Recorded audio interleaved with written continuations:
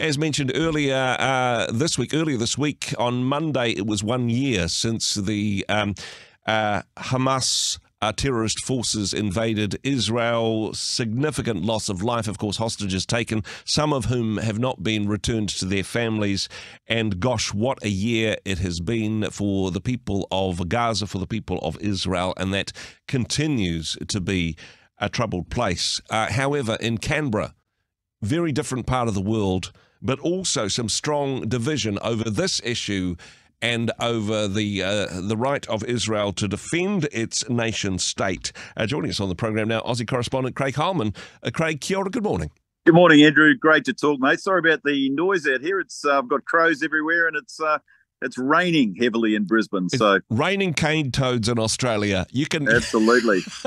It's a beautiful day here in New Zealand. I'm sure you miss the place deeply. I'm actually over there next week, so I'm praying you keep the sun out for me. We will save some nice weather for you, Craig. They could do with some perhaps some nicer attitudes in Canberra, it seems, and a bit of a bipartisan bust-up over the Israel issue, I understand.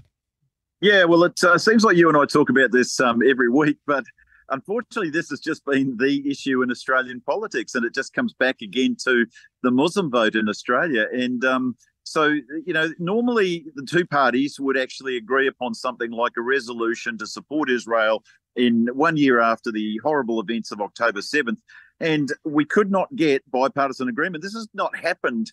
No one can remember when it last didn't happen. I mean, any time any Labor Prime Minister, any Liberal Prime Minister, they would get the other side and they'd agree on a statement. The Liberal Party tried to get the Labor Party to agree on a statement. They couldn't. So Labor came out with its own statement, which the Liberal Party ended up not supporting, because it always was, yes, we support Israel's right to defend themselves, etc. But unfortunately, it comes along with issues of, Gaza, ending the war. They're unable to say anything about Israel without then saying something about the other issues, the other side. And so that's been the problem in Australian politics, is getting anyone to say anything about Israel on the government side that doesn't involve bringing in Islamic issues as well. It sounds like you guys need a two-state solution. I mean, not as complex as what's happening in the Middle East, although it does get a little bit complex with various political parties and their lobby groups. And then, of course, you've got one thing happening at a state level and something else happening in Canberra. It is difficult to get them to agree on anything, I imagine. Yeah, I'd say that's pretty much the case at the moment, and we're heavily divided. We don't have MMP voting either, but we're just as deeply divided by party as New Zealand. So right now it's about 40% vote Liberal, 30-odd% vote Labor, and about 30% vote everything else. Yeah. So unfortunately, we just cannot get together at the moment politically in Australia, and it's just becoming more and more deeply divided and frustrating for voters, I think. It seems that your Prime Minister has, not just that to apologise for, but also inadvertently or clumsily offending people with disability?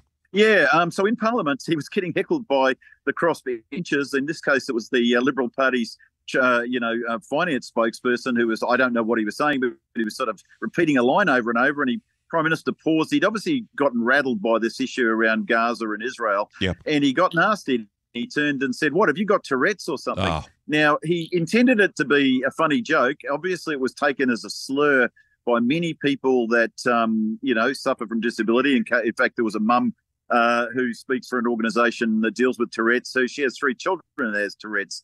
And look, to his credit, he immediately came back to Parliament and apologised for what he'd said. But I think the lingering problem will be that he looks rattled, he looks weak, and the fact that this slur sort of slipped so easily off his tongue made people suspect that this was kind of who he is. The mask has slipped.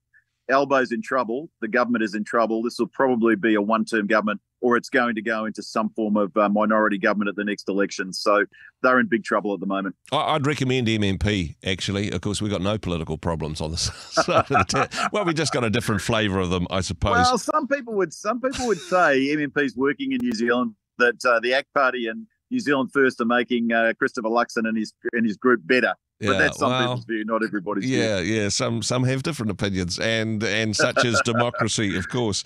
Hey, interested in this story from Western Australia.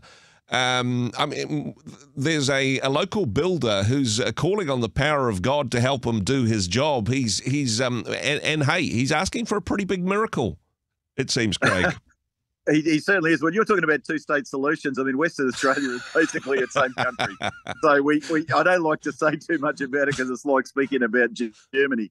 But basically, you've got a builder who says he's a Christian. His name is his last name is a hyphen name, Michel-Elhaj or something like that. Let's call him Ron, shall we? Should we call him Ron? Let's call him Ron, Lebanese Christian, I think. But basically accepted a whole bunch of money during COVID to build houses, is basically committed his very small building company to building double the number of houses they normally manage, and has not been able to deliver these houses over 4 years.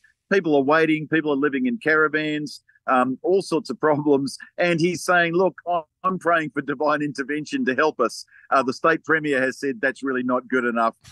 Let's pray God helps you. But in the meantime, it's hard for people to take you seriously. Not a great advertisement for God, but look, an advertisement for faith, that we can't take people's money and then ask them to live by our faith as part of the message. Exactly. I mean, look, I've got some sympathy for the guy because he probably signed up to build houses when it was much cheaper to build houses, and with the cost of buildings going up, and he's sort of caught literally between a rock and a hard place in Western Australia. But exactly. But that is the nature of doing business, I suppose.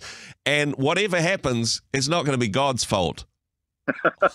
Well, that's right. But it's good to know that your builder is a man of prayer. Yes. That's one positive feature in this whole element. And it's also good to know that God is building a mansion for him in heaven. And hey. Yeah, absolutely. Yeah. And let's just hope the government's not building a prison cell for him in the meantime.